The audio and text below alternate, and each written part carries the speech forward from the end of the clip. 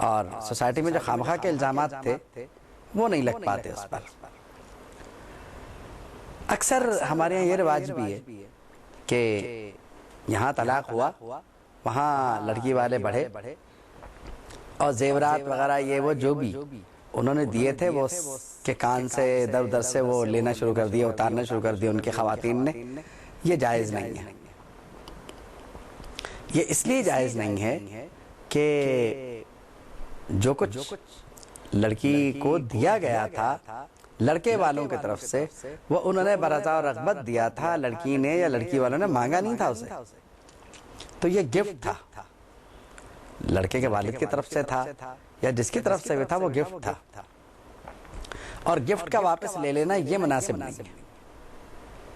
مطلب یہ کہ مہر مقرر نہیں ہوا، لیکن مہر مقرر نہ ہونے کا مطلب یہ نہیں کہ آپ دیے ہوئے تحائف واپس لینے۔ قرآن مجید نے منع فرمایا اس کو۔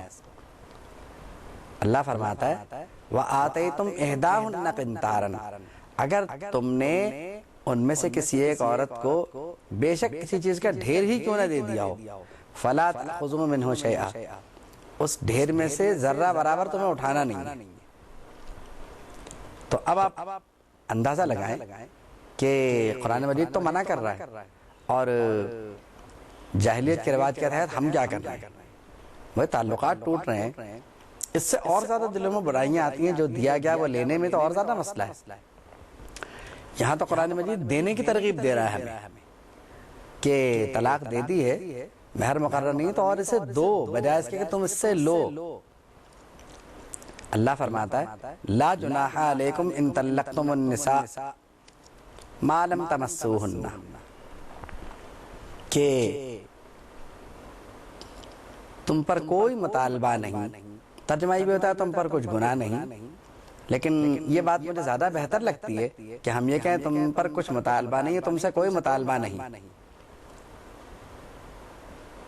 ان طلقتم النساء، اگر تم نے اپنی عورتوں کو اس حالت میں طلاق دی، ما لم تمسوہن، کہ ان کی رخصتی عمل میں نہیں آئی۔ اب چونکہ رخصتی عمل میں نہیں آئی اس لیے تعلقات زوجین بھی قائم نہیں ہونے پائے، یعنی میاں بیوی کے تعلقات بھی قائم نہیں ہونے پائے، اور او تفرضوا لہن فریضۃ، اور مہر بھی مقرر نہیں ہوا۔ تو اب کرنا کیا ہے؟ اگر یہ اصول بیان نہ فرمایا جاتا تو پھر اعادے کے طور پر میں یہ بات کہوں کہ لوگ کہتے ہیں کہ صاحب اگر کچھ دینا پڑتا تو قرآن مجید بیان فرما دیتا۔ قرآن مجید کا اصول یہ ہے کہ قانون تخفیف، قانون احسان، یہ اصول ہمیشہ قرآن مجید کے پیش نظر رہا ہے، اور ایسے وقت میں اخلاقیات کا مظاہرہ کرنا کہ جبکہ انسان کے لیے صبر و ضبط مشکل ہو جائے یہ بڑا مشکل کام ہوتا ہے، لیکن قرآن مجید ایسے وقت میں تحمل کی ترغیب دیتا ہے کہ جو ہوا وہ ہوا، جو ہو رہا ہے وہ اس طرح سے نہیں ہونا چاہیے، بحسن و خوبی ہونا چاہیے۔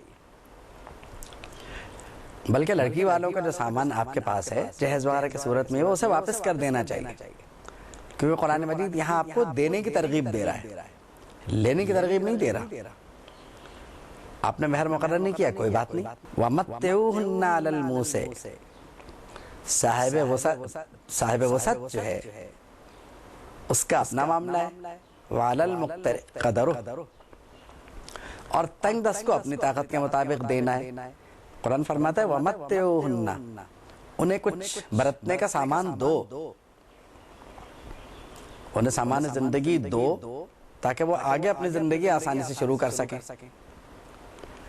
اور یہاں تنگ دست اور صاحب وسعت کا حال جو ہے وہ غریب سے مختلف ہے، یعنی ایسا نہیں ہے کہ غریب اور صاحب حیثیت ایک ہی طرح کا مال دیں گے۔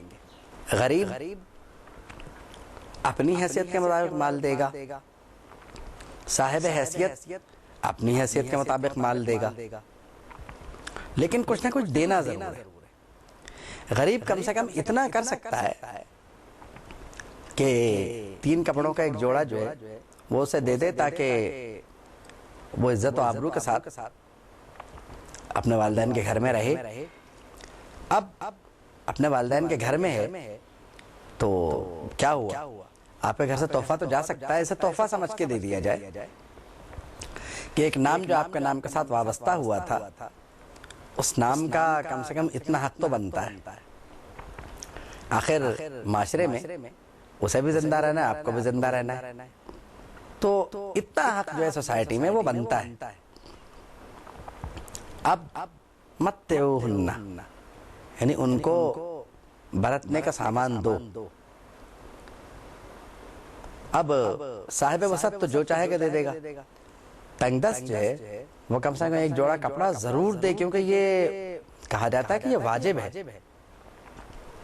رخصتی اور زوجین کے تعلقات قائم ہونے سے پہلے اگر طلاق ہو جاتی ہے تو کہتے ہیں کہ ایک جوڑا دینا واجب ہے. اور جس کی رخصتی ہو گئی ہو، شوہر کے گھر آ گئی ہو، اسے اگر طلاق ہو رہی ہے تو اس کو دینا مستحب ہے، کیونکہ اس کا تو مہر مقرر ہے نا، اس کا ضابطہ آگے بیان ہوگا. فرمایا متاعً بالمعروف، یعنی برتنے کے جو ساز و سامان ہے وہ عرف کے مطابق، دستور کے مطابق، شریعت کے مطابق ہوگا. اس میں بھی دستور کو نظر انداز نہیں کریں گے، اور اگر تھوڑا زیادہ چلے جائے آپ کی طرف سے تو بہتر ہے. یعنی زیادہ کی قید نہیں ہے کہ کتنا جائے گا، کم پہ تو چلیے بات اتنی ہو جاتی ہے کہ ٹھیک ہے اتنا چل جائے گا معاملہ. حقاً علی المحسنین، بھلائی کرنے والوں پر، نیک لوگوں پر یہ واجب ہے، نیک لوگوں پر یہ حق ہے. مطلب یہ ہے کہ یہاں بھی یعنی دینے والے کو محسنین فرمایا گیا، نیک فرمایا گیا، کہ وہ جو ہے وہ دینے والا نیک آدمی ہے تو اسے چاہیے کہ وہ یہ کرے.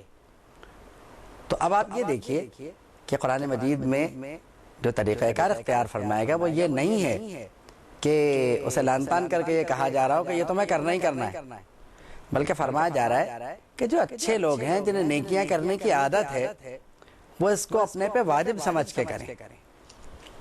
تو قانون پر عمل درآمد بھی اتنی خوبصورتی سے کرایا جا رہا ہے، اور جو پیرائے بیان ہے وہ اتنا اچھا اختیار فرمایا گیا ہے کہ عمل کرنے والے کا دل جو ہے وہ کہیں سے میلا نہیں ہوتا. حالانکہ بات یہ کہ اگر تنبیہاً بھی بات کہہ دی جاتی تو کرنے والا تو کرتا، یہ سمجھتا ہے کہ اللہ کا حکم ہے، لیکن یہاں تنبیہاً ارشاد نہیں فرمایا گیا بلکہ احسان کرنے کی ترغیب دی گئی.